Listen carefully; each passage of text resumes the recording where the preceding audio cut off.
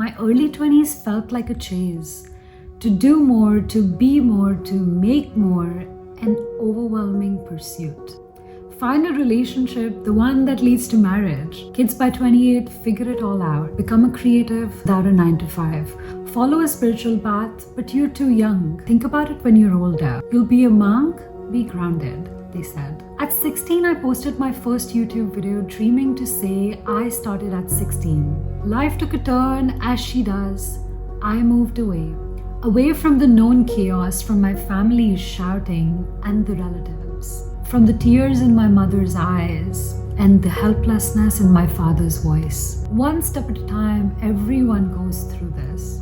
6,000 miles away, enjoyed my time. Then I was 22, unsure of where I belonged, not healed enough to go back, too carefree to stay and make it work here.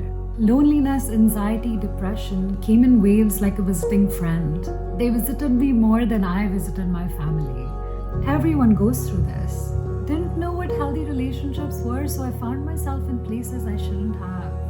And no one knows about this, like a story my therapist knows, a story I'm reminded of by the sweeping touch of my boyfriend, and the 22-year-old me. She was just so young.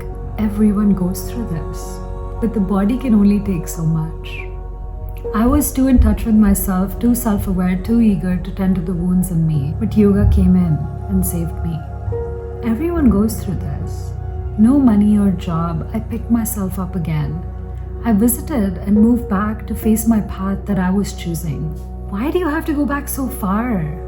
Stay here. You can have a simpler life. Why struggle? What do you want to do in life sounded like a torture. Handcuffed by the dreams of a 16-year-old, I kept going. Who do you listen to when each story has a weight of its own? Now here I am, feeling crushed by the weight of my own dreams, unsaid things, unexpressed desires and emotions, bubbling fears, secure insecurities, consistent inconsistency, suppressed melodies. Being in my mid-20s now, what did I achieve? The weight of my emotions weighs so heavy. When I finally have the job I wanted, I have the boyfriend I needed, the visas that are figured out. I don't need to go back. I can stay. I don't know where I belong. But everyone goes through this. But maybe it doesn't have to be the end. I mean, I hear you say that I'm only in my mid-20s. I can still do it. Something about this has been cathartic. You hear me.